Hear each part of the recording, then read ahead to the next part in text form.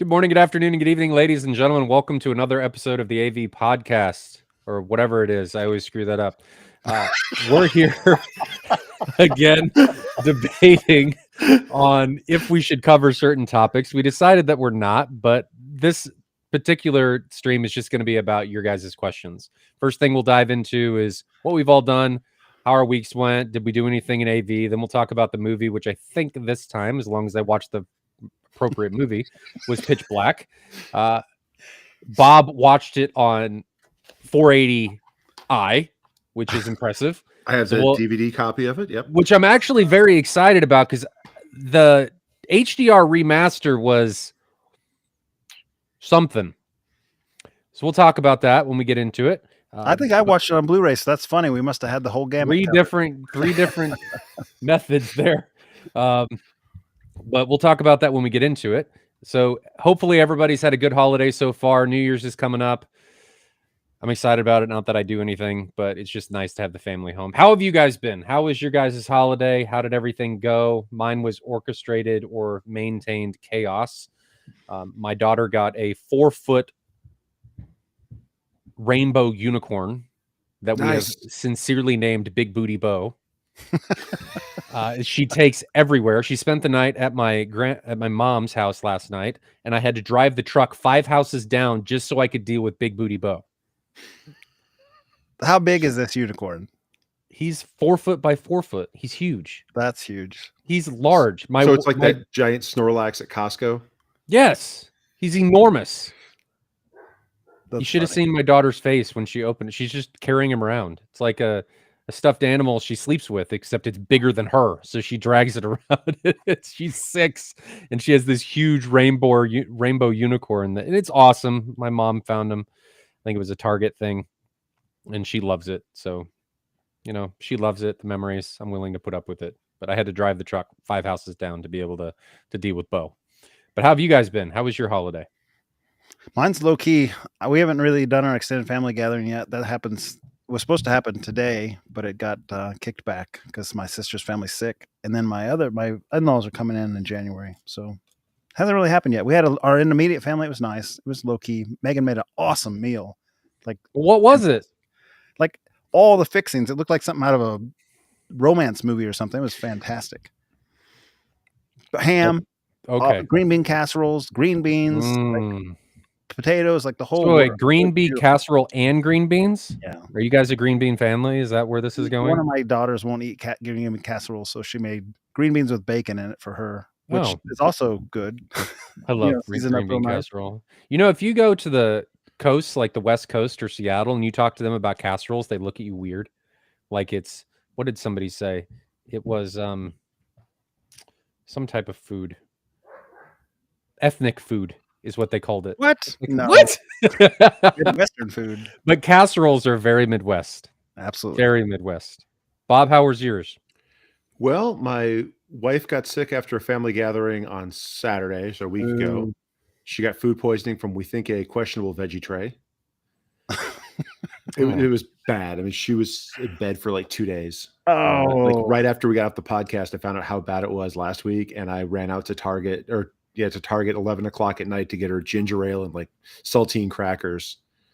Yeah. And then we had my daughter right after opening presents wound up like spiking the temperature. So we didn't wind up doing the rest of the family stuff.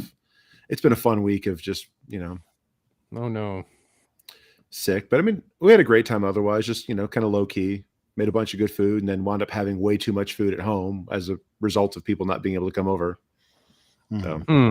So we had a sickness. It was, my daughter got sick like last week, and it was a lot of drainage and coughing. Yep. Is that kind of what it was? Okay. Yeah. That must be what's making its rounds, whatever it is. That was not fun. And my daughter has the tendency of, when she coughs, she will keep coughing until she gags herself and then almost throws up or does throw up. So it's always very exciting. You never know what you're going to get. Every cough is a surprise. Like, am I going to need a bowl? Am I not? Am I going to be cleaning? What's going to happen? And that's... Oh, no. And then now, one of our dogs, our little 15-pound Alaskan Klekai, has the runs, and she's had it over the past couple days. So now, when I'm sleeping, my brain has decided to tune in on their claws touching the hardwoods. So anytime I hear it, I'm like, need to go outside? Like, please don't poop, because I don't want to be cleaning poop at 4 o'clock in the morning or 3 o'clock in the morning. So that's been my dealt with sickness. Have your kids been okay, Jonathan? Man, we had like 2 months where nobody was well, and then this last couple of weeks we've been good. So, well, that's a good thing. Yeah, good. So let's talk about this movie. Now, Jonathan, you watched it on Blu-ray. Bob, you watched it on DVD, and I watched the HDR version. Was my soundtrack. Yeah. How was it? Let's start by, what were the positives? Bob, I want to hear from you first on your DVD 480i adventure. I honestly thought the video was better than I expected it to be. It looked pretty good. I think the low resolution helped cover up a lot of the low budget visual effects. I mean, it was not an expensive movie to produce. It was $25 million, I think they spent on that movie. But that was in 2020, 1999. I mean, what does that equate to now? I mean, more, but I mean, still, it wasn't a massive, I guess that's true. Huge blockbuster. I mean, the later ones had much higher budgets. You know, for their set, I mean, their sets weren't that bad. Like the giant dinosaur bone looking things, like that, the ships, the stations, it was actually decent sets for what it was. But is that because it was practical effects and a lot of it wasn't CGI? I mean, obviously the monsters were CGI. But by the way, there are going to be spoilers. So if you don't want spoilers, watch this later and fast forward through them. Even in the Blu-ray version, the monsters looked fine. Like the CGI wasn't bad. Not for 25 years ago. It definitely wasn't bad. There's way worse that I've seen now. There was a whole lot of cockeyed like camera colors going on, right? But the video with the blue sun and the purple sun. That was so weird. Very thematic colors used, which was kind of cool and different. I mean, you don't see that very often in movies, really. Okay, since you brought up the sun, I wanted to bring this up later, but we'll talk about it now. Were any of those scenes when they were out in the desert, when they first crash landed, overtly bright? Yes. Well, not overtly bright, but overtly off color. I mean, like the no, not just off color, like stupid bright. I wondered about. I wasn't watching it at 300 nits, so. Yes, exactly. The beginning when all the flashing's happening, that was 12,000 was so bright. I was thinking this is almost painful, and then I was thinking poor Ryan with his 350 nits is probably like it was. I turned my projector down. The brightness wasn't the problem. The problem was that it seemed like it was blowing everything out. And I don't know if it was the HDR remaster or if that's how it was. So I was curious to see what you guys saw. Did you think any of that opening stuff was blown out? I mean, there was definitely some really strong like color palettes that they used. Yeah, that kind of stuff is hard to know what should be right. The very opening sequence in the cryopod was hard to watch. The bouncing around, the bouncing around and the strobing. The strobing was intense. It was very intense. And that's the one of last those ones that should have had it wasn't on a projector as bright as this LS-12,000. And I do absolutely recall thinking like Ryan's gonna have to hide under the covers for this. It was really bright. Yeah. It felt like it was SDR or something. I actually thought about like, is tone mapping on? So I had to go check, and it was really, I guess it was right, but no, it was SDR when I watched it. So yeah, same here. So maybe it was like the Meg where the HDR was wrong. Maybe it was a metadata thing. I don't know. That was the only part that really had that issue. The rest of the movie was fine, obviously, because it was in the dark. But that was my really only negative takeaway. Bob, you kind of mentioned at the beginning when they're in the ship, the like handy cam holding thing, there was a lot of, it seemed unnatural when they were doing that. The opening was pretty awkward. I mean, I get what it was. I hadn't seen that intro in a while. I mean, that's one of those movies that you kind of watch or used to watch on TV and you pick up 15, 20 minutes into it. It was like watching The Shawshank Redemption. It was on all the time and you never saw the beginning of the movie. We think about how many times you flipped to TBS and you saw like, the middle of The Shawshank Redemption being played. He was always in the poop tube. Spoiler alert again. for anybody that's just joining, we're talking about the movie that we watched for this week, which was Pitch Black, because we are going through the Riddick series. And we decided last week that we were going to do them in chronological order, and Pitch Black is both the one that came out first and the one that happens first chronologically. Now, are we going to maintain the same generation issue across all three of them? I'm watching all three of them on DVD. I don't think so. It was interesting how that worked out. I've got the trilogy, though. I mean, you can. I'd be interested to see them. It'd be interested to put them all side by side. That would actually see be what pretty that fun. looks like. Yeah, just to see how the remasters compare. That would be interesting. What did you think about the story? I mean, other than the trope of like we happen to just land like a day before the once every 22 year thing. Well, yeah. And then there was I did kind of had an issue with the creatures all being flight based and they live underground. So they get to come out for like a couple months every 22 years, but they live underground. I mean, I guess the cicadas fly it's too. Like cicadas. So yeah, right. But was it a couple months? I mean, they started eating each other by the end of like the second or first night. I have no idea because they never really said how long it was supposed to be under. They just played around with that constellation or the system model, and it said like the planets align, but they never really said how long they aligned for. Well,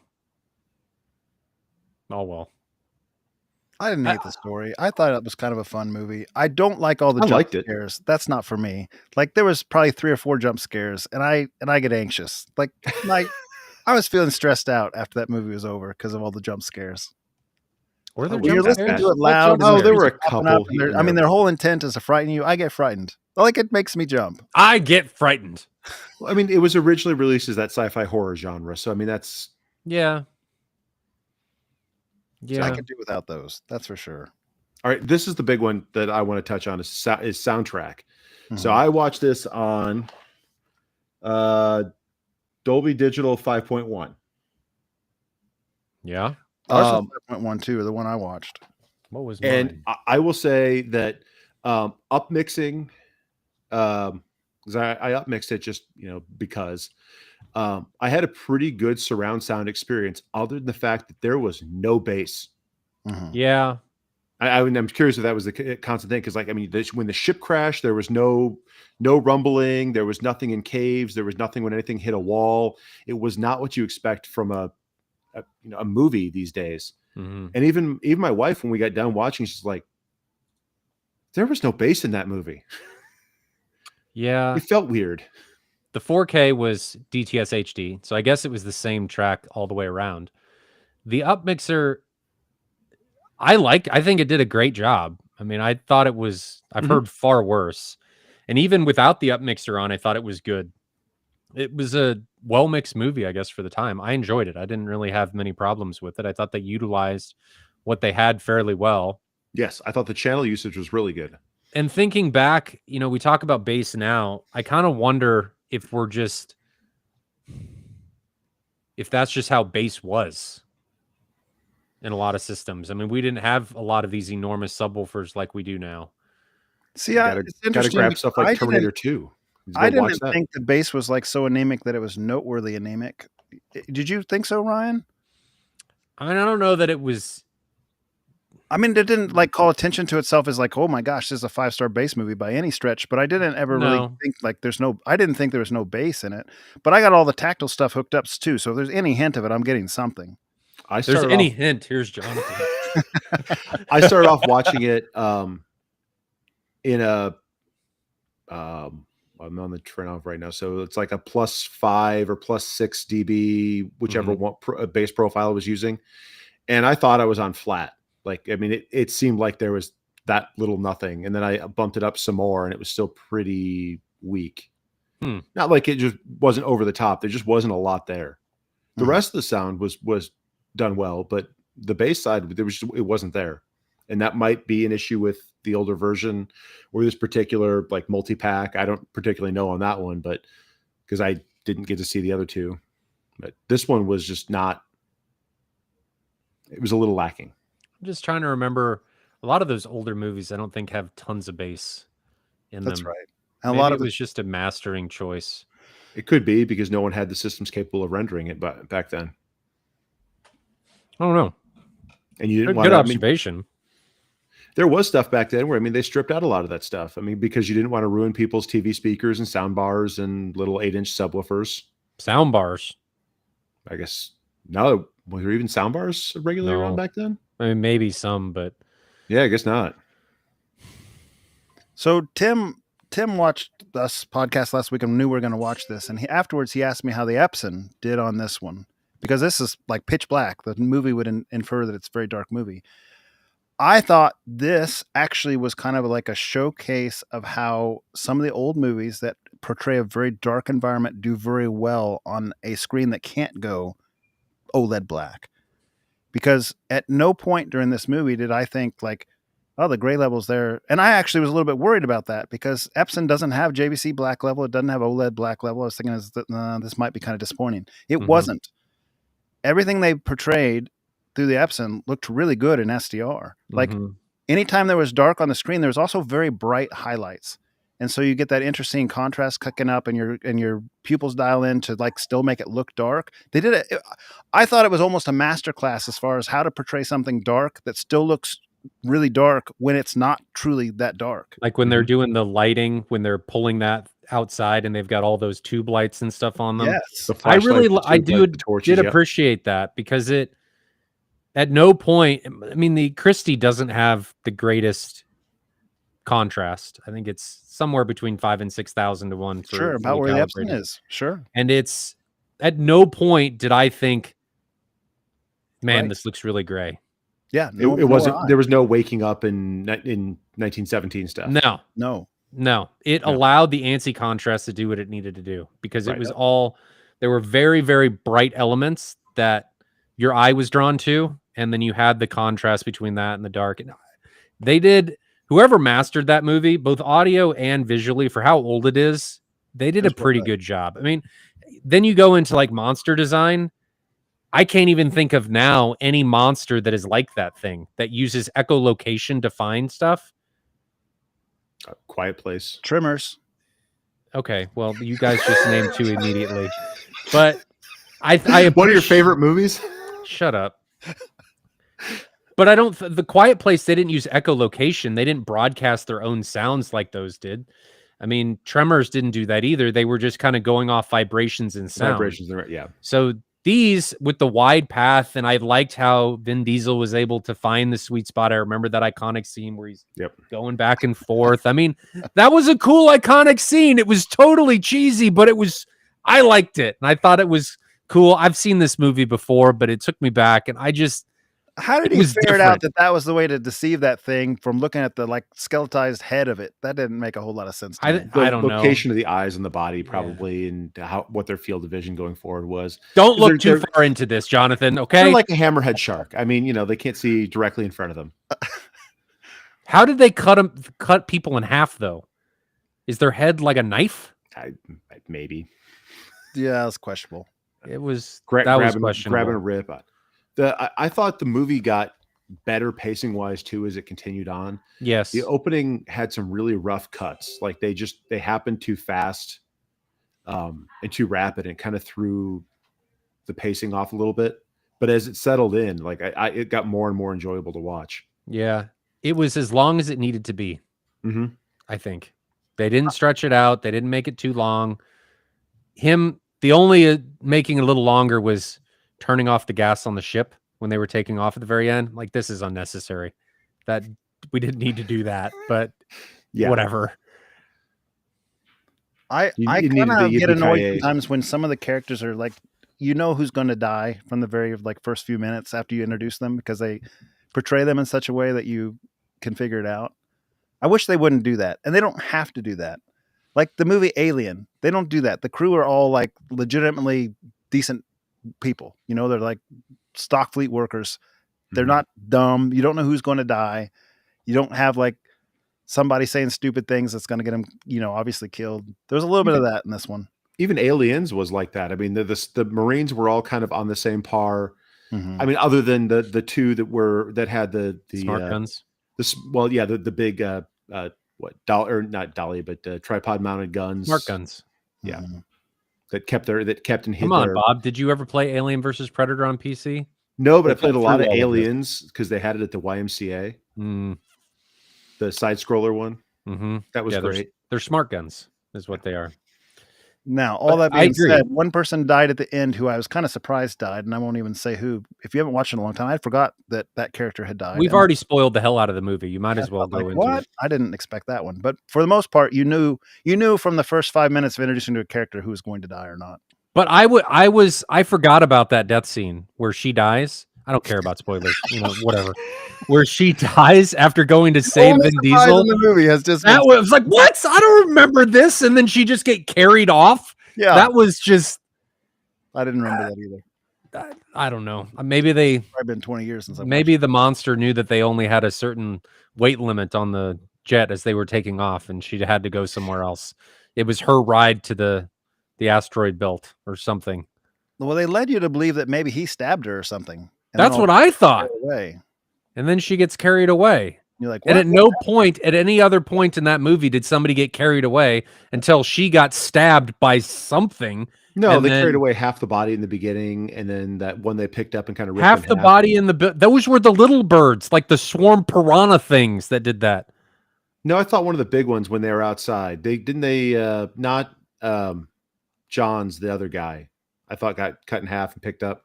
The trader guy with Yes. the wine? Maybe. No, he got killed. I think I know what you're talking about, Bob, but it's not the trader guy as I think about it, because didn't he get killed by going off on his own? It could have been one of the kids that was there on the pilgrimage. Yeah. They definitely were not afraid to kill children. Yeah. That was a lot of movies shy away from that. And here we're like, nope, they get eaten. Which, I mean, yeah, I get it. I liked the scene where they were all bouncing all over the place in this movie, but where they first see the monsters, where she's underneath the ground, that was a cool, like you see it behind her and it moves, and then that's your first glimpse. So that was a cool reveal. It was, like you said at the beginning, though, it's interesting that these monsters are underground and they can fly. right. They all fly. I think it would have been a more interesting movie if they couldn't fly. If just the little ones could fly and the other ones couldn't, and they were just, I don't know, It really destined to be on the ground. Well, something dug all those tunnels they're running around in, so maybe they have different stages in life. They're like ants or something. Yeah. But they're just all somehow in the same stage.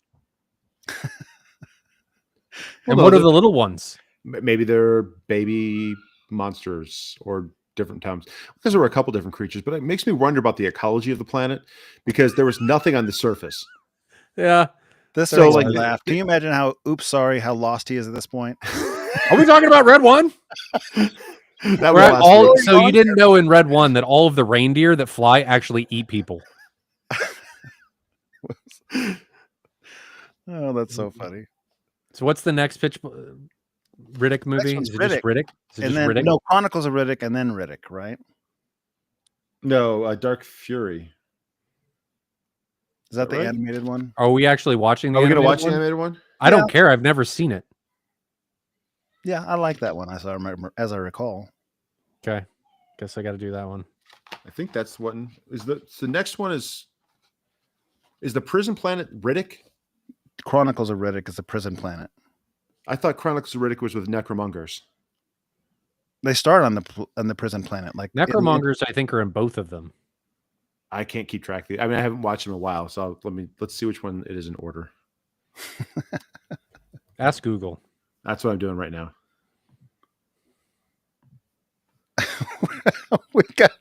We've got so many like comments that don't match what we're talking about. I don't Lord think of our the audience Rings. is even listening to us at this point. I think it is Chronicle. It does say Chronicles of Riddick next. That's funny. So where's But- Dark Fury in? That was the animated one that I don't. Yeah, where does it go? That's a great question. I think it's got to be the second one, or maybe even the first one. But Chronicles of Riddick is the third one, and then Riddick, just straight Riddick, was the fourth one. Yeah, in the order of release, there was Pitch Black, Chronicles of Riddick, and then Furia. Yeah. Furia?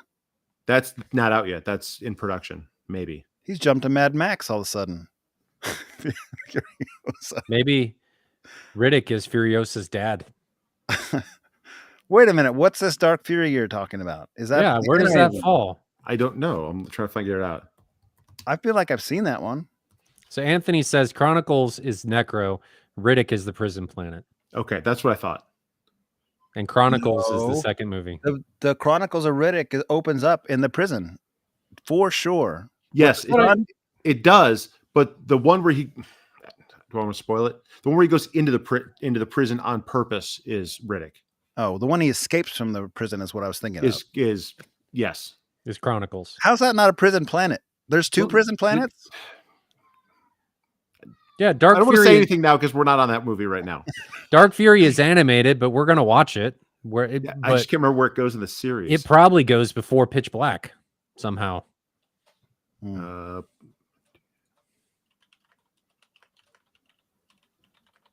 I think it goes after that, yeah, because it's after escaping from the Dark Planet. So Dark Fury acts as a bridge point between Pitch Black and the Chronicles of Riddick. Okay, yep. It's a short film, so we should probably do it and the Chronicles. Oh, it's only 35 minutes. Yeah, we can do that. So we'll do it and Chronicles. Because there were some like questions that I had. What happened between those two movies? Watch Dark Fury. I guess so. So we'll watch Dark Fury. So that'll be interesting. Okay. Anybody do anything to their theaters?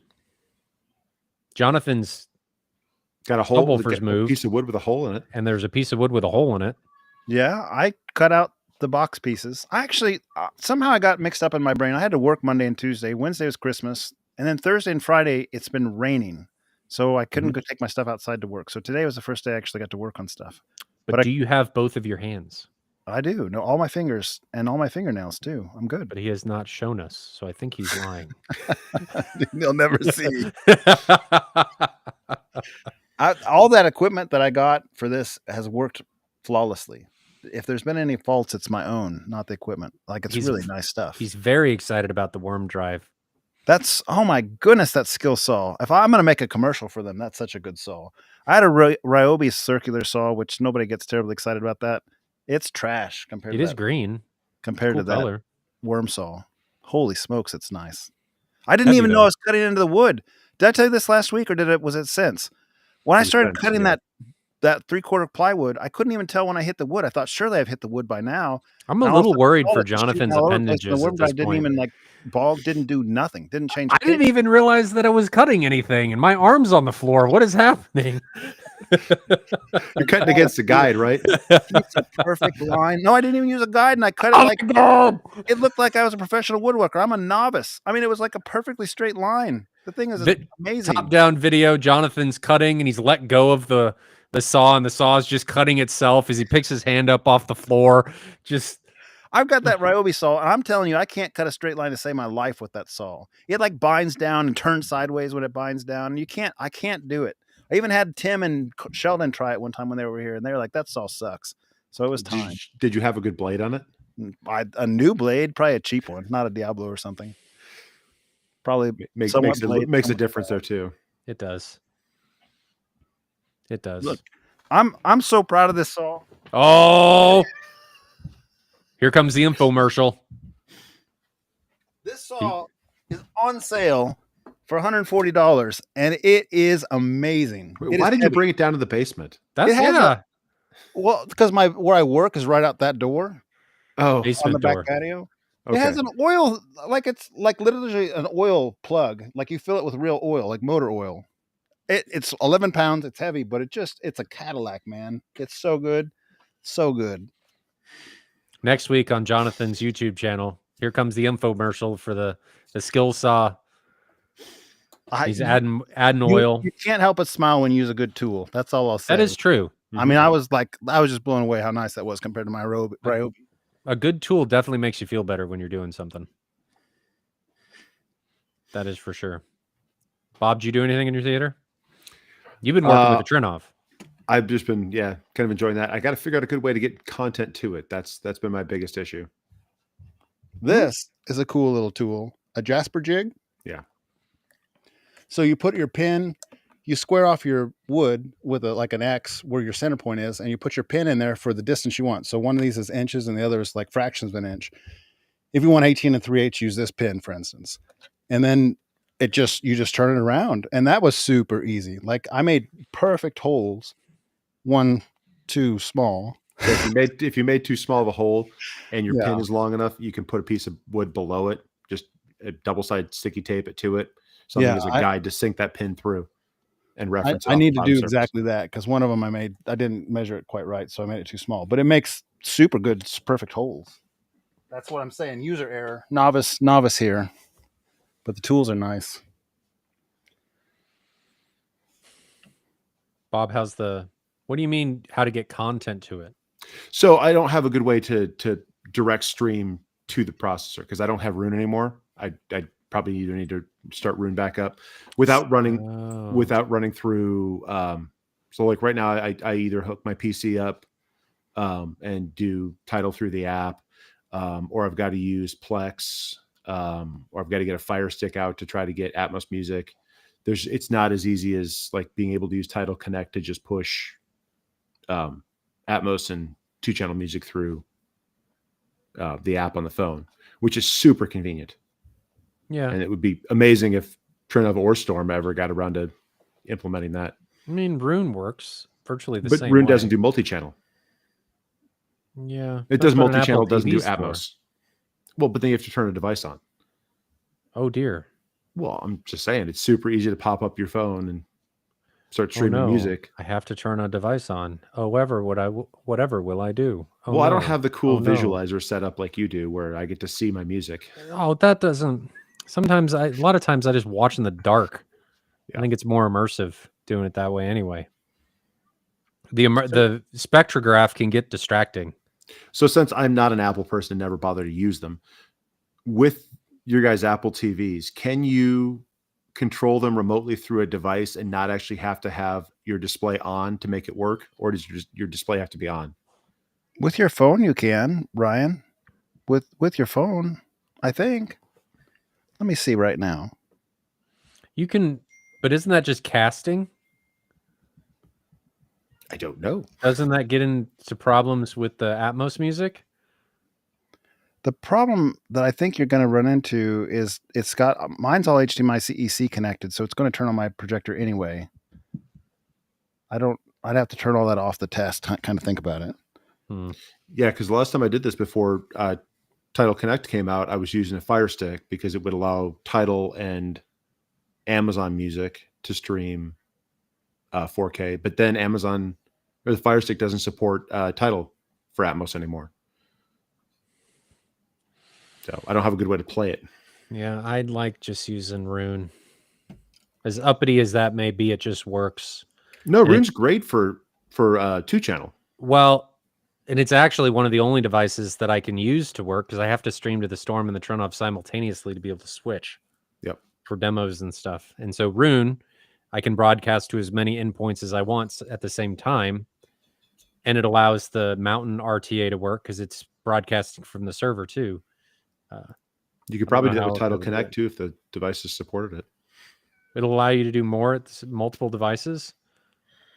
You can switch between the two. I don't remember if you can it'll set let up. you do them at the same time. You could do that with DTS Play-Fi. You could add them as a group. But I haven't used DTS Play-Fi in Bruce, 3 yes, years. the iPhone can remotely control the Apple TV, but the question is can you play music on Apple TV, on the Apple Music app on the phone, and have it play out of Atmos on the Apple TV? Does that work? I don't know if it and he's going into different apps too. It's not even first party, which makes it less likely, I think. If you were going to just play from iTunes Music and cast to it, I wonder if you can do that without turn on display. Yeah, I'm not sure. You know, it might work because I've got the room and the signal chain that kind of spoofs as a display. Does Rune sync adjacent rooms? I mean, I'm playing to 4 different endpoints simultaneously, and they're all in sync. The only issue is that the Trinov is a little bit behind and that's device dependent, so you can hear when it switches for music, but it's milliseconds behind. Can you put a delay in your outputs on those? I don't know. Maybe I just tried. It turned on my projector. It turned on everything. But I think again, I have HDMI-C and CEC turned on purpose. So if I But turn that's that off, fine. would it do it? I don't know. The question I have though is, can you play the music on your phone, and will it play the Atmos version of that if that's what you want on the No. Apple TV? No, That's that what I doesn't thought. work, unfortunately. Yeah. If you play it through your phone and you cast it, you only get stereo. So that was kind of the question. There was trying to figure out a good way to do it without. And AirPlay doesn't support Atmos, I don't think. Does it? Yeah, no, none of that stuff through any kind of Bluetooth functionality or wireless supports Atmos, as far as I know. And I've Chat, looked. maybe we're wrong. If we are wrong, please tell us that we're wrong. Pause. Stop. Yeah, I own the latest Apple device I think I own in my house is my iPod from 17 years ago. I think that's still in my truck. It works as long as you plug it in. So Bruce says it lets him remote anything the Apple TV is doing. It's not playing You off can the control iPhone. the Apple TV. Right, but if you turn your display off while it starts playing, does it end your playing? So, Jonathan, like for you, if you're playing something and then you just turn your projector off, does it allow you to keep streaming Atmos? I'm gonna try. So here we're gonna get a copyright strike, but I'll try to do it fast. So Ryan says, yes, it will play Atmos. It's not casting. You can pick the song from your phone. It's doing something else. Well, okay. So we were wrong, obviously, on that, which is good. Not that it's good that we're wrong, but I do want to know. And now Jonathan's going to test. It immediately stopped playing when I pushed the projector power button. But that's CEC turning off the Apple TV again. So again, I'd have to check. Yeah, because you got that. It's all handshaking. Which I can't test it in mine because it's feeding into a switch, and that's not going to give us a real answer. It's all up to you, Bob. I don't have any Apple devices. Oh. Chat, somebody in chat do it and let us know. I don't have a good way to do it, unfortunately. So Ryan says it will play Atmos, Jonathan. It's not casting, and you pick the song from your phone. It's doing something else. I don't think it's the same thing. You can control this like you're using the handheld remote, the little silver remote, but that's not sourcing from your phone. That's sourcing from the Apple TV, and you're just controlling it from the phone like a remote. If you send it, if the source is your phone, everything I've read said it does not send. It cannot send Atmos from your phone. But he's saying that it doesn't. It just sources it from the Apple TV, but starts telling it what to do from your phone, and then it enables it. A lot of what Tidal Connect and Spotify Connect are doing, like you're not sending it. You're just connected to it, and that device is playing it, as far as I understand. It depends on how some of them were working. In the original version of, like, if you went back to DTS Playfi, which Anthem used and a lot of other things used, DTS Playfi in its initial incarnation played and rendered the music on the actual mobile device. It did it on your phone, and then it cast that music to the endpoint. When they, about 3.5 years ago, maybe even a little longer than that, did an update to that service that allowed it to render the music locally on the device. They rewrote the base stack for the device, and it would continue to play on that actual device when you disconnected. Tidal Connect, I'm pretty sure, does the same way, but you have to control it you have to run it on your device, and then you select your endpoint. So I don't know whether it's actually rendering on the device or on your mobile device. That's a good question. I have to look at that.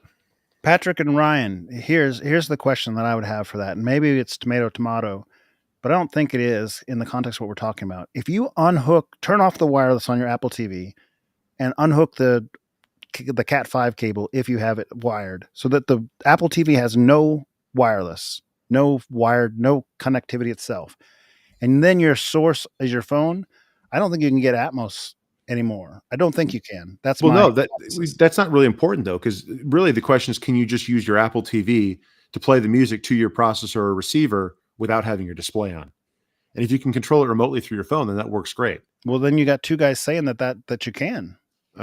You got Patrick and and Ryan saying you can do that.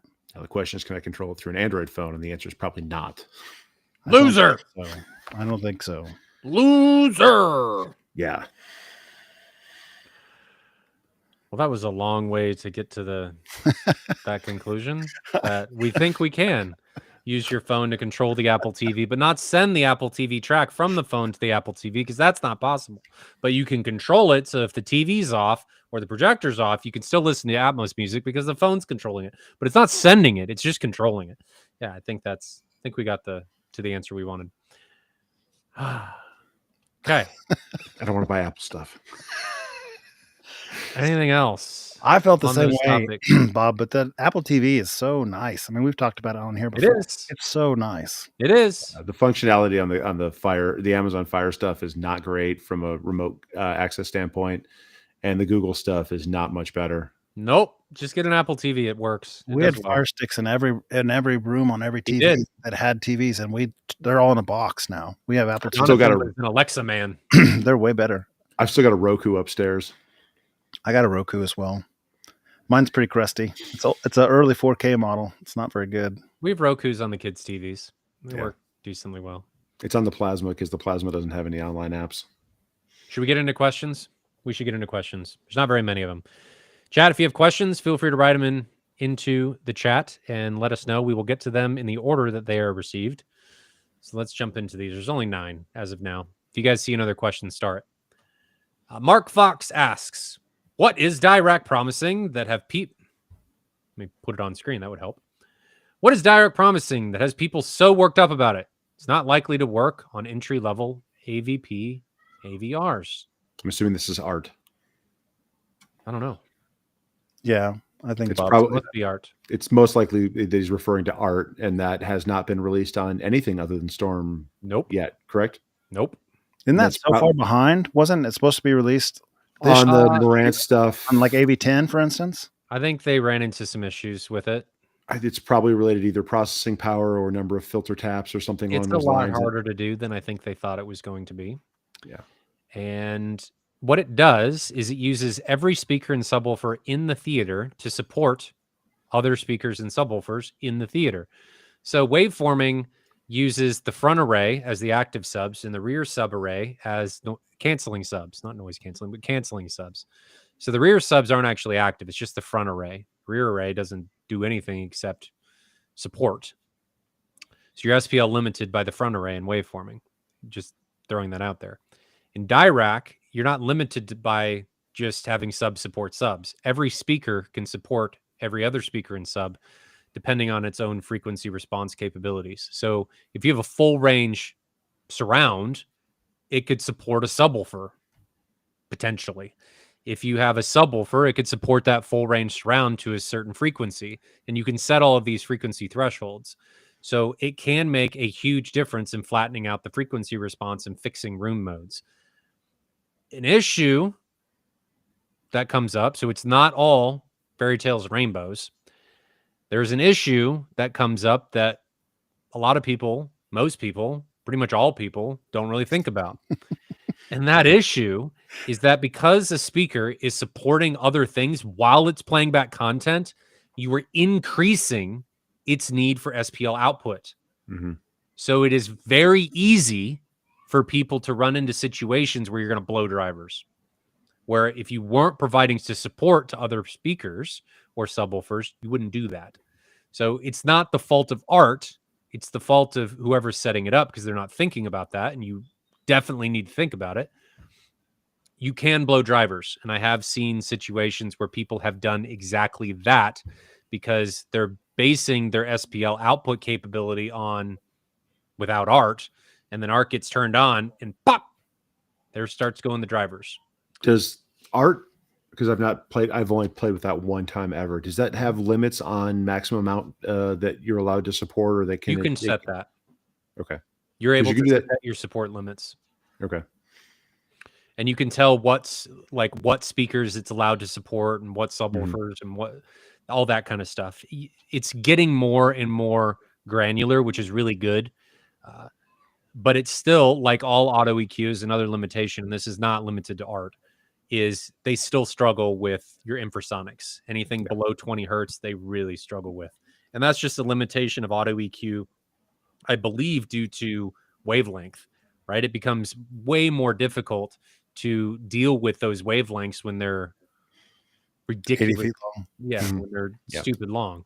So what we've ended up doing and what we've done in the Mad VR Experience Center is strip the infrasonic subs out of things like Dirac and Optimizer and then feed them back into something like a Zone 2 so that Dirac and the Optimizer never even know they're there. Yep. And that allows us to get infrasonics without impacting the main frequency response or whatever auto EQ is doing. Art was interesting to listen to because when you, unless you're sitting right up on a side channel, you didn't really hear the supporting speakers being utilized. You don't. Because we ran that in the room correction comparison 2 years ago at M-Wave. It was funny because at that one, though, because we were actively switching between the two of them, when you made a switch to the Storm, because the way it was switching one channel at a time, just because it was the way I had to set it up, you could actually hear the support channels running sometimes before their main channel turned on. Interesting. So, right. And so it's because everything was kind of supporting itself. The way it energized the room and switched over, it was kind of like this wave of a sound move like left to right across the room when you switched over. And it was one of those things I never told anyone during the weekend, because if you knew it, you could easily pick it out of the comparison every time because it changed differently. Interesting. I can safely say that when you switch them all at the same time, you have no idea.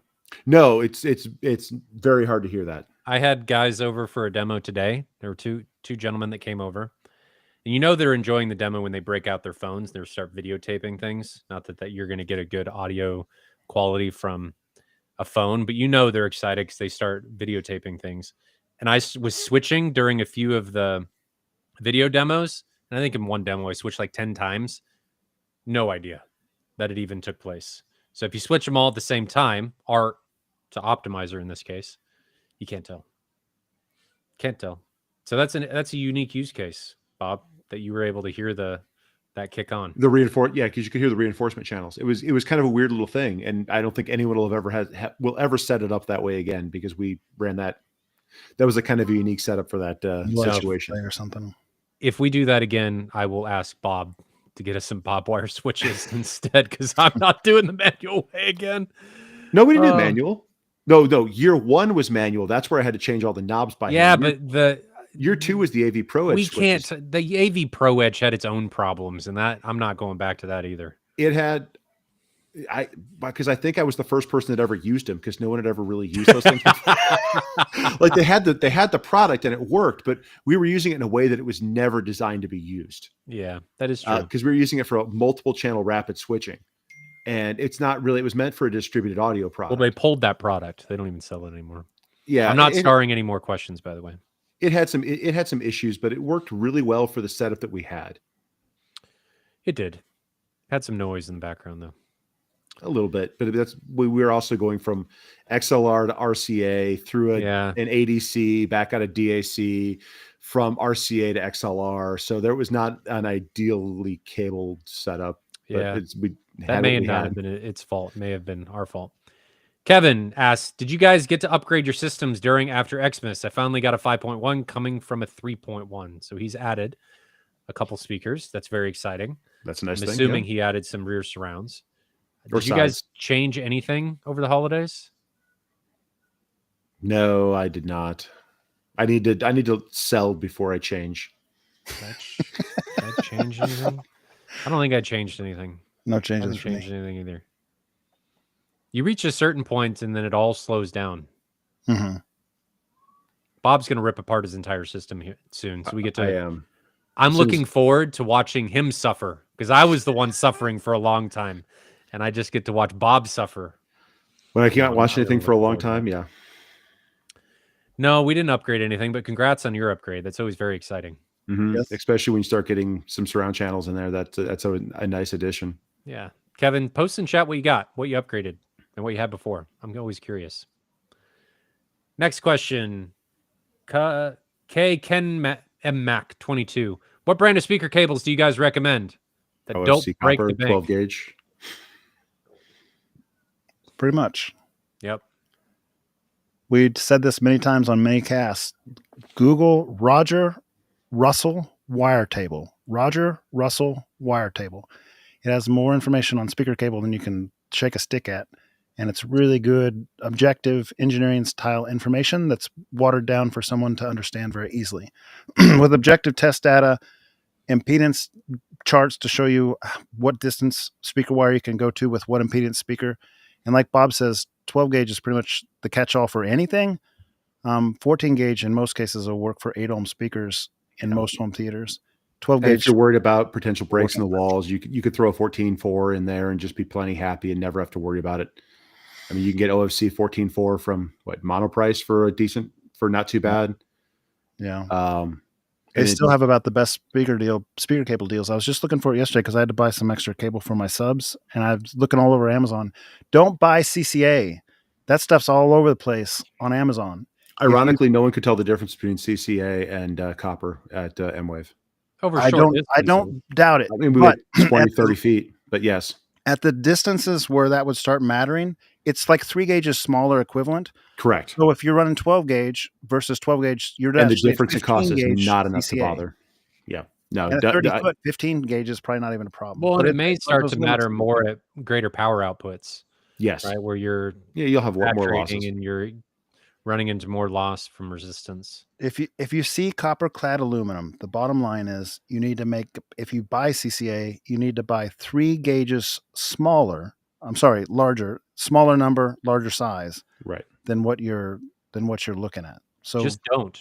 Yeah, just don't get 14.4 reason either. It breaks. Get 14.4 OFC copper. It's not that expensive. It will do everything you need it to, unless you want to run crazy power handling capabilities, or honestly running passive subs, and then you could maybe use 12.4.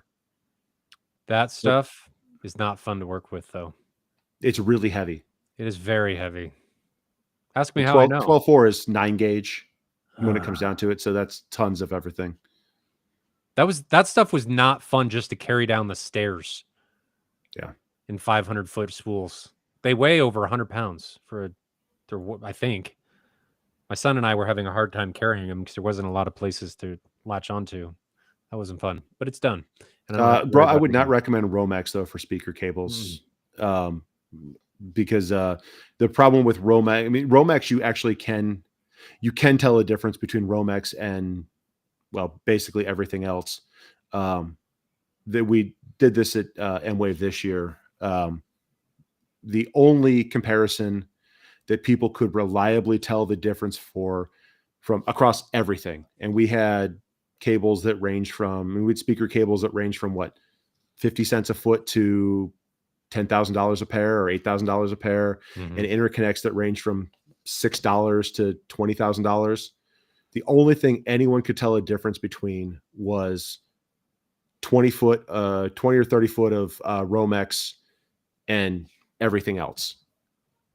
No one could tell the difference between CCA and copper, the different gauges of copper at 10, 20 feet. The other gotcha on that one is we were using very well-behaved speakers that did not have a massive impedance swing. If they were speakers that had a much worse or a much less flat impedance curve, then you might have been able to tell the difference between some of the cables because they would have attenuated different frequencies differently.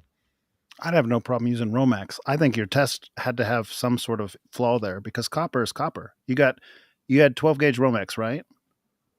I'm not saying you didn't observe. I ran had to be at play that we don't understand.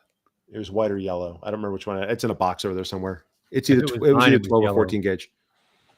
They talk about braided versus solid core and stuff at that Roger Russell wire table, and the differences in that are so slight, according to his research, that it shouldn't really make any difference. Was it? So, what do you attribute it to? I'm not doubting that you heard a difference or that people heard a difference, but I'm curious what it would be attributed to.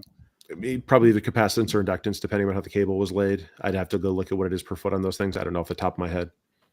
I mean, I'm ready to do another comparison. I am too. I have not sold my other cables. They're still sitting on the floor over there in the corner. We should do it somewhere. I'm going to call in a very quiet room. I'm going to text or send an email to Bob tomorrow, and I'm going to see if I can get a bigger speaker switch. And the relay switches, well, then I have one already. Does it switch 4 inputs? No, it's 2 inputs. But it's 2 in, 4 out, right? Yes. then that's all we need. Or you it's don't want, or it's 4 in, 2 out. I mean, it's right. better. That's all we need. You don't want to do more than just AV. Then we can do that. Yeah. So I've already got that 12-volt switching, so we can do that. Okay, next question. Good question. Schmuck91. What are the pros, cons of applying lots of filters via mini DSP to flatten out a response? Currently have Rhythmic FV 15 HP in the living room, and I'm flat down to 15 hertz. Only have room for one sub. Don't do this. You can actually create situations where filters start interacting with each other. And just because the interaction doesn't show up on a PC or in a monitor through a measurement mic doesn't mean you're not going to hear it.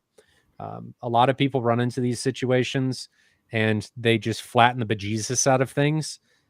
And they run into situations where it doesn't sound phase good. issues. That's not the only reason. In a simplistic sense, the other reason is you're taking a speaker or subwoofer out of its native response.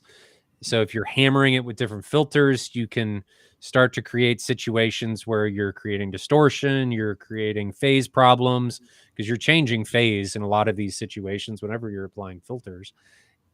And the other thing that can happen in these situations is these filters, most people are going to apply and measure based on one mic position. If you're applying all of these filters based on one mic position, every other seat may just be getting worse, and probably is just getting worse.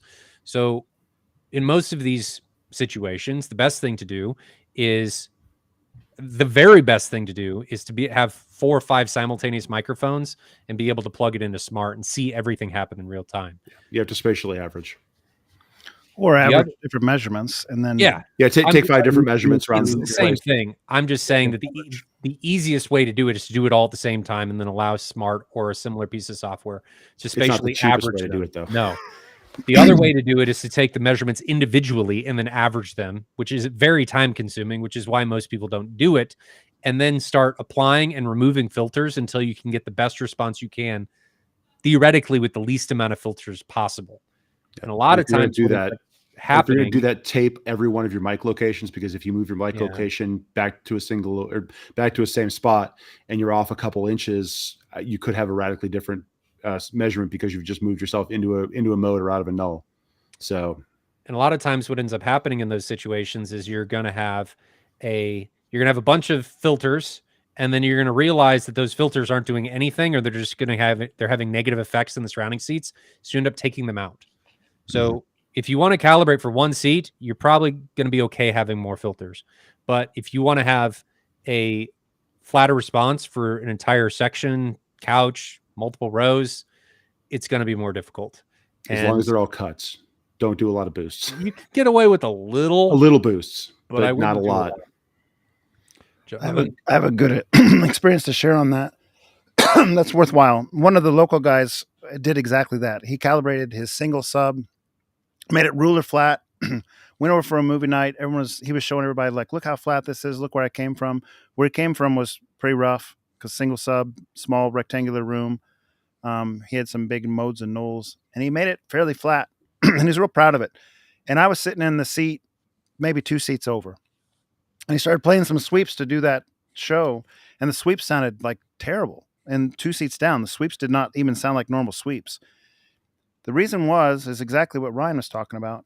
He had adjusted for these modes and nulls to make that center seat as flat as he could do, but it was to the absolute detriment of a seat or 2 down. Let's say his 40 hertz was down 6 dB and he boosted it 6 dB, and his 70 dB was up 8 dB and he dropped to 8 dB. That's not the same measurement that's needed 2 seats over. And when you apply that, he might already have been hot, like it's the opposite where the cut was made. And so now all of a sudden you've really boosted it to where like there's a 15 dB swing when there wasn't before. And so you can really torture your other seats than the listeners in those seats. I mean, maybe he doesn't like the people find those real granular EQs. Well, and so what I did is I called that gentleman over. He'll remain nameless. I called him over and I said, listen to your sweep in this seat. And his smile dropped. And he said, oh, I said, you can obviously hear something's not right. There's something clearly wrong right now, right? And he goes, yeah, I didn't notice that. I don't hear that in the main seat. And I said, no, you don't, because you adjusted for your main seat, but to the detriment of these others. So same thing you said, he removed his filters and was better for it. Or just apply, like we talked about, you average, if you got 6 seats, average them, maybe put 2 or 3 measurements in the weighted average in the main listening position. So you kind of favor that a little bit, and then apply EQ to that weighted average, so that you're applying it for all your seats. And it does not need to be perfectly ruler flat. True. Yeah. Treat the big stuff.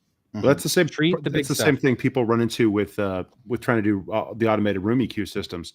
If you say, "Well, I only care about this seat, I'm going to just pick my one listening location and only do a single measurement," you're not going to get much.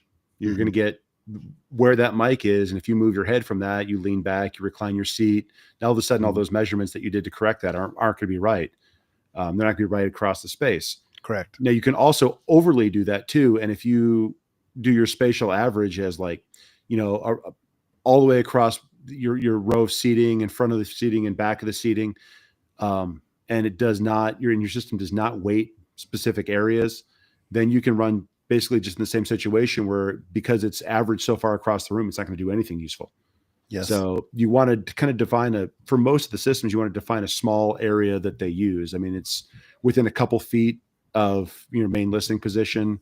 Yeah. Each of the EQs will have a different strategy that they do that, but taking measurements outside of your listening region is not going to help you with that correction for most systems. So to make that very practical, if you had like a L-shaped sectional, and one of the L shape was against the wall, and the other places where you normally listen are in the middle, more of the middle of the room, don't even take a measurement on that seat against the wall, because it's going to throw off the averages for where you actually sit.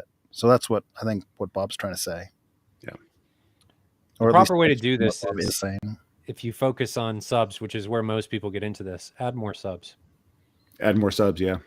It allows you to fix, I'm not kidding, it allows you to fix your seat-to-seat consistency. It allows to fix your main seat's consistency without having to apply all of those measurements. The subs are going to do it a lot of times on their own, as long as you get the time alignment phasing correct.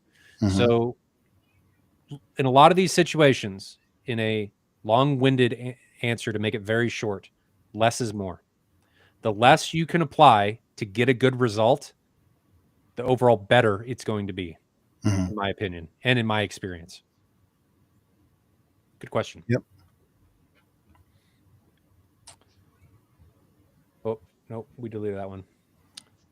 Did we do this one? Yes. Palindrome Guy. Evening, guys. A few shows ago, Ryan said he can get stuff for Jonathan to review. I would like to know his opinion on Tone Winner 8,000 or 9,000 subs, as Jonathan loves the value. Tone Winner makes AVRs. I didn't know they made subs. I'm Googling it right now. They do. I don't have access to Tone Winner, though. That is a lot of ports. 8,000. I can probably get it. That is a lot of ports. 12 to 20 hertz with no F3 point listed. Max SPL 121. 211 pounds per unit. For a dual 18? Dual 15. Dang. I'm just looking at the port at 18 right now. Yeah, it's 200 pounds on that one too. Those are big boys. Peak power 8,000 watts into 3 ohms. Audioholics done these yet? Or Stereophile or anybody? I have no idea. How big is this thing? 840 millimeters by 820 millimeters by 700 millimeters. That's huge. Oh, that's packaging. So it's 630 by 700 by 830. That's Are you guys looking at the 9,000 or the 8,000? I'm at the 9,000 right now. Look at the 8,000. The 8,000 looks even more enjoyable. The dual 15 8,000. Yeah. Oh my God. It's literally just two, like, what is that? PB 15 stuck next to each other. Yep. I don't know why that's in a single box. It has Pro Audio carry handles on the side of the box, though. I wonder if they're using like speaker power amps on them. It doesn't. I'm trying to find a picture of the back because it says 8,000 watt amps, 8,000 watt peak. It's got a DSP phone based thing. They don't look like speaker power. Maybe they do. The speaker power doesn't have a phone based EQ, right? Yeah, I don't think that's speaker power. No. Looking at it, I see a picture now. The thing looks like the same. What was the CI brand of sub? That we had over at Amwave 2 years ago, maybe. It was like a dual 12. ELAC? No, it wasn't an ELAC. It was a CI brand. Oh, I can't think of what it was. It was actually kind of a nice little sub. Binary. It was Snap AV's brand. Yeah, it was a nice little sub. But they had a similar app interface to. It's probably some OEM amplifier. Yeah, I don't know. I don't know. I do not have access to Tone Winner. So can't do that one. So when I say things like I can provide things to Jonathan, it doesn't mean anything under the sun. It's mainly things that I have access to, and I don't have access to Tone Winner, unfortunately. Good thought, though. If you can get me in contact with somebody and they'll send us one. I'm more than happy to measure it, yeah. But they also have to be under the understanding that we may not be happy with it. I think those Tone Winner receivers are pretty well liked by their enthusiasts. They're bare bones. They don't have like extensive EQ systems. They don't have extensive like GUIs, but they're just kind of bare bones and they're functional. And there's a big group of fans. Good. Kevin, what nits is your theater at, Jonathan? I don't know. I can tell you how many foot Lamberts it is. Then you can convert it. Where's my little meter? I think that thing reads as high as 41 on the Epson LS 12,000 on a 144-inch cinema sub screen. I don't know where my little meter is, but 41 is what I recall it doing. I question the credentials of Dr. Meter, though. I've run into some discrepancies where I think he's extremely boastful about his results. That's 140. I mean, the JVC was when we were doing that over here, Bob. Well, JVC was within 5% of it or so, wasn't it? 10%. Yeah, I compared that versus what I was getting off my colorimeter, and they were a little different. The Dr. Meter was overestimating by a bit, or the other one wasn't reading correctly. So I don't know which one's actually correct. I probably should check them against, like, maybe a calibrated device that someone else has. Mm-hmm. I think for what it was worth, yours and I's were relatively the same ballpark, but you compared it against something that was a little higher quality, and that one wasn't right. Yours wasn't right. So, like, if I use the Dr. Meter and I mean, it was reading 10 or 20% high. Okay. I mean, it was reading. It's consistent. Uh-huh. So, I mean, it's good for use for, like, comparison sakes, but it's not accurate. I don't have that conversion right, though. I don't have that conversion table at my fingertips. Do you, Ryan? For what? As far as figuring that out for my screen. I already looked it up. You did? Yeah, it's about 140 nits. Okay. Yeah. That sounds right. Yeah. Mine's around 200 or 180, 200 when I watch at. Finster says, why use butt kickers when there are near field subs? Don't butt kickers just mimic the same feeling that near field subs provide? So Jonathan's they really don't. I can answer that one pretty clearly, I think. I don't like butt kickers for music so much, so I use a low pass filter. It's the opposite of high pass filter. You've heard of high pass filters on subs. It cuts off the very bottom end so that it doesn't make the sub have too much excursion. A low pass filter is the opposite. It only sends low filters, only sends low frequencies to it and rolls off the high frequencies. So my butt kickers in my setup are basically passing, if I remember right, like 37 and below with a shallow filter. So it's rolling off higher frequencies. butt kickers can shake you more than a near field sub in a very violent way. So there's literally a 1 pound slug inside a butt kicker advance. This is what I use. And it's attached to the chair and it's yanking you up and down. And I mean, like a butt kicker device can bounce off the floor. If you have it on the floor, it'll literally hop up in the air off the carpet. A near field sub won't provide that level of tactile.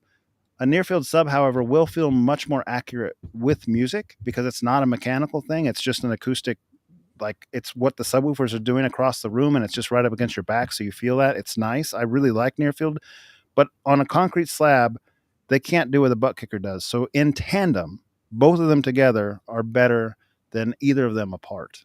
They gel really well together, and they complement each other. They can. You just need more output. Yeah. But yeah, you're absolutely right. So timing is so important. I can't tell you how many places I've been with butt kickers where they're just not time aligned right, and or they're using them full range and they just feel bad. Even at commercial movie theaters, most butt kicker implementations feel bad, but they don't have to. They don't have to. Even near fields or the hover. What's the hover platform thing? Hover easy, hover ball, Hover easy, and hover boss, the speakers and the wood platform that the chairs sit on. They call them that thing. Mm-hmm. Even when that thing gets a little bit out of time alignment, it's awkward. Oh yeah. It's really bad. when they're set up right, it's not bad. Let's broaden this out. Love it, when anything is out of time alignment, it's bad. If you can get a system in perfect alignment, including subwoofers with other subwoofers, it is an amazing experience. Mm-hmm. I find the tactile ones to be significantly more distracting when they're slightly out of time alignment than than like subwoofers and speakers. Yeah. So, sorry, I have a follow-up question to that saying, what are you using as a low-pass filter? I use a mini DSP, and Sheldon and I made a long video on this. I'm going to link in the comments that has like our entire setups with screenshots and everything. You can go through it and learn how we've done it. It has a lot of years of expertise and tinkering in that video, so it's worth watching if you're interested. Good question. Palindrome Guy says, I asked a dipole question last week. Can you use bipole speakers for front wides? Are wides worth it? Wides suck. I'm kidding. Wides are depends on your room and not really. Or I guess the other way around. You can. You shouldn't. I just wouldn't. For anything for Atmos, they don't want Atmos is supposed to be point source. That's how it renders all the individual sound. When you have diffuse sound coming out of the speakers, it doesn't do a good job of rendering its spatial locations. I absolutely think wides are worth it. Oh, I do too. Jonathan hates especially when you're doing Dolby Atmos music. There's a lot of content where the wides are very distinctly used, where maybe the left and right are not being used as actively, or completely different instruments and so forth, and the wides are playing something different. There was some talk, I don't know, a year ago, I don't know if that's still current or not, that they were going to expand the bed layer spec to a 9-channel count, at least commercially anyway, to push soundtrack music to wides to clear up dialogue on the front soundstage. Interesting. It would be a kind of a cool thing if they did that, because it would allow you to unclutter that front soundstage and give the wide channel use. And now that higher channel count processors and receivers are honestly pretty commonplace these days. I mean, compared to what they were even 5 years ago, it would be a nice addition, but you then have to have mastering take that on, and the content would have to be there, and you have to have a way to get it, because it's hard to even get a good audio stream from streaming anyway. Strincompter asks, have any of you seen the Bravia 8? I just bought the JVC RS3200 and wondering if the Bravia 8 would have been the better option. I have, and there are some use cases where the Sony can be better. The main one is if you game. The Sony is possibly the best for latency. How fast is it? It's very low. I couldn't give you an exact figure off the top of my head, but I know it's one of the, if not the best for projection. The Sonys, that's a big thing that they tout, and it is very fast. The Valerian's like 4 milliseconds. The JVC, honestly, if you run it in 4K 120, is 18 milliseconds, something like that. It's under a 30. It's under 30 milliseconds. So unless you're a bring great up gamer, an it doesn't interesting matter. point, and that is that I think, like we talked about with art and sports speakers and blowing drivers and stuff, this is something that also a lot of people don't think about. The mode your display is in can directly and does directly impact its latency. Yes. And it is very important that you set the display, especially if it does not have a game mode, to the mode that it needs to be in if you're gaming or if you're sensitive to this, for the lowest amount of latency. It also generally requires you to disable most processing features. A lot of the times it's in the manual and it'll tell you what you need to do, but this is something that is almost always overlooked. And people will say, oh, it's got this latency, and they think that the display always has this latency, and that is not the case. The more processing that the display has to do, the longer the latency can be. I had my JVC NZ9 up to nearly 500 milliseconds at one point. Yeah. And it was just outrageous. I was running out of delay. How did you get to 500? I don't know. It was like 4 something or something ridiculous. I thought it was only about 120 when it got really bad. It was longer than that because I was running out of delay, and it may have been a combination of other devices with it, but it was probably additional delay from very, very long, very, very long. So if you don't take this into consideration, and this is not just displays, you can run into latency issues with all different kinds of components. So this is all something to think about. But back to your question. The JVC is going to have better native contrast. No question. The Sonys have gotten better. This generation is better than the previous. I think you would be happy with both, but technically the JVC is better. And I think the tone mapping on the JVC is probably still better. I wasn't in a position where I could directly A/B compare the Sony to the JVC. All I know is that the Sony, this year's Sony is better than the previous, and it does support 4K 120. It doesn't have 3D, but it's just a better upgraded version of the previous generation. In my opinion. Somebody will probably come and tell me I'm wrong, though. Even on that Sony for the low latency, I mean, on the JVC, to run in low latency for maximum for gaming, I mean, you lose things like laser dimming, you lose frame adapt HDR, you lose some of the other. I think you run clear motion drive. There's a number of things you can't run to get the frame rate down to, or to get your latency down to the absolute minimum. You would probably lose reality creation on Sony and a couple other features as well. So if you're counting on having those available as a reason to go for it, and you want a game, that's probably not going to wind up being used. Skylight Pro Cinema says Roku will stop working here in a few months. Who started this? I did, because I thought it was interesting. I didn't hear that before. Is that regional or is that everywhere? Is that true? Decommissioning. There's been a couple things with issues with Roku over the years, but I don't know if that's maybe. I'm web searching it in a hurry and not finding anything right now. Okay, well, we'll come back to that. Palindrome Guys says, how often do all three of you use your cinema for movies, TV, shows? I'm going to throw in music. Every day. Every day. Most days. I'm not going to say every day, but most days. I listen to music a lot down here. That's you didn't used to. It's probably still my primary use case. And you didn't used to. It wasn't before. You didn't used to. Dolby Atmos really opened up my music listening. I really love it. It's super cool. It is. I still like 2-channel though. Yeah, Peter Atremba. That's a cool name. What crossover frequency do you use? My speakers go down to 50 hertz, but I like the sound of a 100 hertz crossover. I find the sub to integrate better that way. Then the 100 hertz crossover is the right one for your situation. Mm-hmm. Yeah, it's going to depend on your room. It's going to depend on the way the subwoofer integrates. It's going to depend on where the modes and nulls are at the crossover region and the capability of your speakers. Just because they say they go down to 50 doesn't mean that they will play well down to 50. You mean that the frequency response that they say is 1,000,000 to 4 may not actually be correct, Bob? I mean, it does, but it doesn't Who say would have thought that? where that rolls off, where it compresses, how much power it takes to use. It takes a lot of power to create bass. And so the more power that you can offload from your main speakers, the less you're taxing your amplifiers. Well, I was being sarcastic that they very well may go down to 50 hertz. I'm not saying they don't. But if you're stressing a driver and it's already on the limit and you're trying to ask it to do things that it's not necessarily capable of doing, it's compressing, and then you're trying to integrate it with a subwoofer, and then you've got phase and time alignment and all kinds of other stuff. It may just be that a different frequency is going to integrate better at the crossover region between your speaker and your subwoofer. Yep.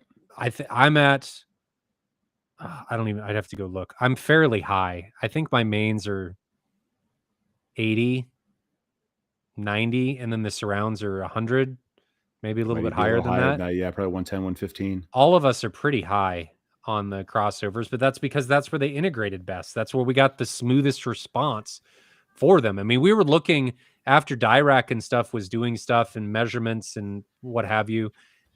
And we were finding that what it was doing and what it was asking actually wasn't the greatest. And then we were making changes and making manipulations to try and smooth out that frequency response. So it's always important to check before, do a pre-calibration if you can, check after, do a post-calibration, because auto EQ is going to get things wrong.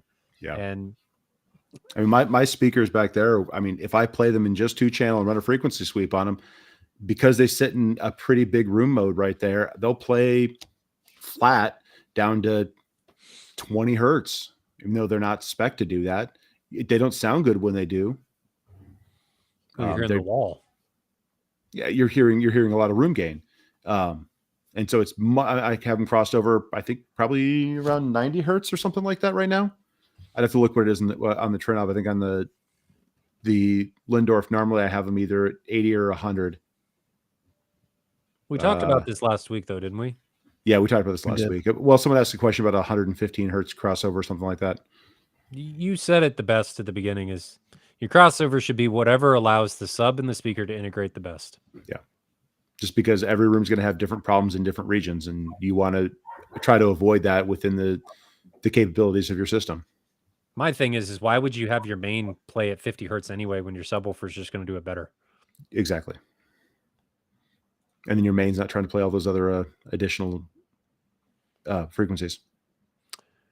Miles says, what are some good sealed subs for a 12 by 12 by 8 room? You have many options with a room that size. I saw that Stereo Integrity had some 24-inch subs with a 9-inch depth. Oh, man. Just mount those directly to your seat. I have a 50 cabinet. Just needs a driver. We should put that in that room. Then take up the whole room. Build it into the wall. The 50 cabinet that he has is much smaller than the one he's using. Yeah, it's only 1.5 feet deep, Jonathan. Come on. I mean, you could still put 2 or 3 people inside that. You could. I like how we haven't answered this question at all. No. It's anything but sarcasm.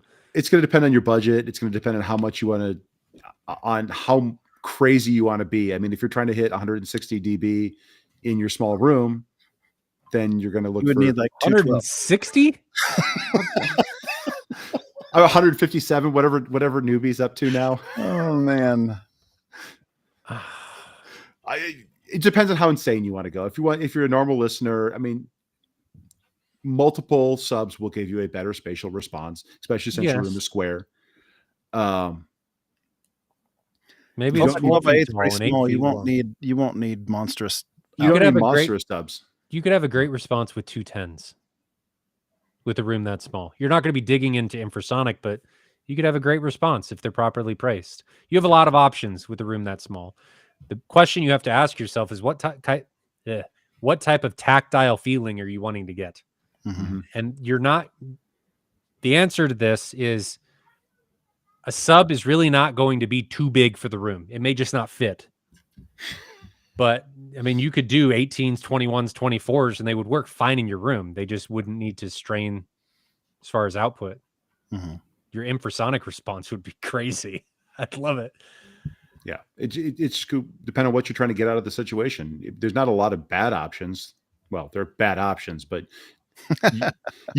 you will generally be pretty pleased. It's just how crazy you want to go. What sub would you pick for him if you were starting? Let's say around $1,000. Like, I mean, does he have size limits? Because I would probably think like 215s would be a great match for a room that size, and 2 or 415s, yeah, as much output as he wanted. So you're saying shoe at that price point? That's a good option if he wants to do it yourself, or you can do it yourself. Yeah, do it yourself is where my head was at. Yep, UM18s. Get a GSG box. UM15s even if he didn't want the 18s, but 18s, sure. I mean, like a 21-inch box is what these 18s are in. My UM18s, so like it's not that big. It is big if you're 12 by 12, but you might be losing a couple foot to your. We don't think it's big, but your partner may think it's enormous. And if your couch stretches wall to wall, space you're trying to save, exactly. Right. You could even do some like car audio shallow mount subs. They make some good ones out there. Stereo Integrity has some, for instance, that are probably like 5 or 6 inches deep and have high excursion capability, like advanced new designs. They work really well. They sound good. They're not going to make a very big cabinet, which is probably what you're after if you're in a smaller room. But if you're not in the do-it-yourself thing, a couple of those HSUs is a great choice. Or he's saying GSG or Stark. GSG has some behind-the-screens designs that are very small. But GSG, as a rule, is not small subwoofers usually. No, a lot of their boxes are very big. Very big. They have some other ones that are different sizes. And intentionally so. The reason they do that is so they can get low-frequency reproduction. PSA, I think that some of their boxes are on the smaller size. I've not looked at some of their smaller 15s. I don't think they're that big. They're 18 by 18 cubes, somewhere in that range. Maybe 21 by 21. He doesn't probably 18 have by to 18 get 15s either. He could do 12s. He could do 10s. Correct. It all depends on what he's after as far as output. Right. And how far down you want to go. And how deep you want to go. He said he'd be fine with 20 hertz. If you're fine with 20 hertz, then yeah, then you don't need to. You're good with 12s, even 10s. They'll play it. It just. I threw up a little bit in my mouth when you guys are promoting 10s, but I get it. They'll play that low. I mean, I've got 8s playing that low. Yeah, you have multiple 8s. I have, yes. There's 12 8s playing that low.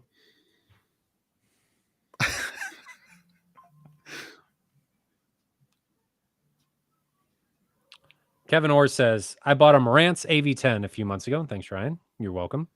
I have 2 rows in my theater. Is there a good way to add a second set of side surrounds, or is it even worth it? Jonathan, I think you have the most experience out of all of us. You cannot do 2 sets of side surrounds on any Denon or Marantz, not natively. So you can have surrounds and you can have back surrounds, but you can't do like front side surrounds and rear side surrounds. Does that make sense? You can have wides, surrounds, and rears. That's it. You don't get other options. Signal. Huh? He could split the signal. Yeah, but not natively. That's what I'm saying. Yeah. Natively. I mean, some people do like Frankenstein receivers and stuff where they add an extra receiver and they do a ProLogic mismatch between the 2 channels and spit it out to one. None of that's worth it. You don't really need that. If you have good placement with your 2 rows, you don't need a second set of side surrounds. Mm-hmm. That's my opinion. Yeah. Plus, it's going to throw your soundstage off, kind of depending on how Jonathan had that same problem with it with running 6 Atmos channels. Mm-hmm. It's going to pull the way your sound field is anchored at certain seats in weird directions. So you might not even be pleased with the result you get out of it. Here's what I would do. I don't care about the second row. You can see 2 rows right there. Like if I get out of the way. Oh, we can see it. Yeah. That splits up pretty well between the rear, the surround, and the front wides. It matches real well with two rows. Just use a native channel. Don't think you need to duplicate anything. Just use a native channel. Stop caring about the surround speaker, the second row, and just unless you sit in the second row normally. What my point is organize it for that one. My point is that just get the other speaker if you want to do that, so that they have something back there, and then use it and allow it to play natively. Yeah. If you want to fill that space that's back by the second row. There's a few Do things you have to go to like Storm or Trinoff to do the 2 surrounds? Does like your Lindorf, or does any other company besides Storm and Trinoff do the 2 surrounds natively? Lindorf has, I don't know if it has that channel available. The problem with Lindorf is unless you go to the Steinway version, the most channels of out they have are 16. So the MP40 is 12 channel decode, 16 channel out. So you can duplicate and create some intermediate channels like that, but you have to have enough outputs to cover it. And you only have 16 outputs. Yeah. So like the most I can do with mine is a 7-5-4 system. And then I run it of channels of decode. They can all be individual. They can all be individually time aligned, and EQ'd and things like that. But you have to have the MP60 to have 16 channels of decode. On the Steinway version, which is a substantial increase in price, you can, I think, daisy chain units together to get some crazy number of channels of decode. It's like 128 or more. It's a lot, but that's for big, for either way crazy residential installs or for commercial. So Ryan, you have some first party feedback on this with your last room having so many more speakers than your current room has. I mean, like at the end of the day, what's your opinion? Like you did this with Storm. Well, I have the same number of base layer speakers. It was the heights. It's the heights, the tops. I thought you had an extra set in there. I have 11, had 11, and now I have 11. Okay. I would notice now. You say that, but we need to A/B that on your system and see whether or not you do notice. If an object uses all the speakers, but there's stereo imaging between them. It's not just like it goes away. Right. If your placement and your angles are good, it's going to stereo image between them as if. Yeah, but that's like saying the front wides and the rear wides. You guys like front wides. I like front wides. Same thing with the rear wides. But you got to have the room has there. Look at the size of the gap between the front and the side surround without that speaker there. That's like that's so big. There's a point where you stop getting advantage from it. Is all I'm trying to say. So like here to here is a gap. Here to here is a much bigger gap. If I put a speaker here, would I hear the imaging change between here and here? Maybe, maybe not. What about if I put a speaker here, here, here, here, here? At some point, you're not getting around. Yeah, there was a podcast that Audioholics did a year or two ago where they had the guy from like it was either Skywalker Studios or whatever the one is that did Lucasfilm's audio. One of the guys who did the mastering for that on, and they talked about channel counts and how they came to the number of channels and talked about the number of the speakers where you could resolve in between them. It's a good listen if you go back and try to find that one. You have to send that to us in text. I'd like to listen to that. Well, the other benefit is on things like Storm is it's more support. So really, very specifically, we did some testing, Tim and I, for hours between having back tops basically on or off. So changing between the quick settings between just having these two and these three. You would swear up and down all day long that those are on when they're not on because of the stereo imaging between the top center and the rears. I'm telling you, we'd have to look at the controls to see if it was on or off. We just didn't even know because that phantom imaging just does its thing. Jonathan, remember when we tried that at another theater with the 6 versus 4 height channels sitting directly underneath them? Yes. I think you got better separation with less channels than you did with more. Yes. Yeah, it's pretty interesting. I don't know what the gap would. That'd be interesting to see what Lucas had figured out on that, or that THX guys group that you're talking about. But there's imaging that happens. Mm-hmm. Yeah, and do I think they're necessary? No. It depends on your room. I mean, if your room layout is long or has a specific space where you don't have good coverage in your 3D soundstage and they don't image well in that location, then they are going to do good for you. But if you have pretty good coverage, you either might not notice them. I don't think they'll ever be a detriment, but you might not notice them if they were there.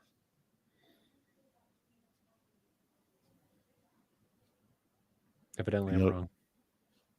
We're not telling you you're wrong. Okay. We're not telling you. No, you have the first-hand experience. I guess I'd have to do more testing. But with systems like Dirac, I mean, there is a big benefit to having additional reinforcement points, because then it does do something. Mm-hmm. So if all else fails, I got that going for me. Any other questions? I don't think we have any more. Jonathan stayed for a little longer than he said he was going to. So next week, we're watching Dark Fury and Chronicles. Dark Fury and Chronicles. Chat, you're going to watch them with us. I've never seen Dark Fury, so I'm excited about that. And I'm watching them in 480 again. I don't think you need to watch them in 480. I don't know if I have another version of them. I'd have to go buy it. Well, if you want to watch them in 480, I mean, that's fine. Okay, so we're doing that. Does anybody have any projects planned for their theater? Jonathan's going to cut more pieces of wood and hopefully not cut his arms off. Mm-hmm. You think you'll be done next week? Probably not. Because actually what I'm doing right now is just a rough draft project. It's not even to go behind the seats. It's just like getting a feel for everything, like finding any problems that I'll encounter on more scrap wood, so I'm not tearing up what I'm going to be using. Okay. I should have it done. I should have it done in early January, if nothing else, if not before, because my father-in-law is coming up and he's willing to help me with that kind of stuff. He's a handyman. So what I can't figure out, if I can't figure out, he'll help me figure out. But the square boxes are easy enough. I'm going to be having a lot more angles on these ones behind my seats. Bob, are you doing anything in the theater? If we want to do some A/B testing, probably not quite yet. And then I want to sell a bunch of stuff, and then I want. Okay. Let's get some testing going. I got to think about how I want to do that, or what the best way is to do that, and what speakers are the best way to do that. Really, a bunch of different things I got to think about, and what we want to test.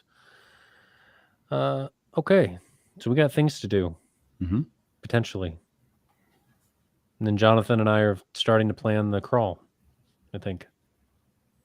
Haven't come up with a date. A month. No, we gotta kind of query the people who are possibly hosts. Yes. Figure out what they're available. And then we wanted to get an Expona group together. Yes. I think that would be fun. And what's really fun about that, if we're willing, is if we know and trust the people we're going with, getting a Airbnb or something that holds like 8 or 10 people. That's a lot of fun, because you're visiting at night and hanging out and talking shop. That's a lot of fun. They're doing car audio this year. Are they at Expona? Huh. Yep, that's a new thing this year. Okay. Well, that'll be interesting. I don't have much experience with that outside of like what vehicles come with, so that would be interesting to me. So we got Dark Fury, Chronicles of Riddick. We'll check up and make sure Jonathan has all of his hands next week. We're going to talk about the testing. We may get some testing done, doubtful, but we'll talk about how we're going to do the testing for A/B comparisons with amps and some other stuff, because I think it's time to do that again. Expona and Spring Crawl. We got a lot of stuff coming up. Exciting times. Exciting stuff. Okay. Well, if you guys don't have anything else, Jonathan, Bob, anything? No. Okay. Nope. Thanks for telling me, guys. And we'll probably plan on Friday. Friday work? Friday works for me. Friday is the 4th. No, I'm sorry, the 3rd. 3rd. That should work. Okay. Plan on Friday of next week. Friday the 3rd for another episode of the AV Experience. Stay safe. Enjoy the holiday. And we'll see you guys in another one. Catch you next week. See you later.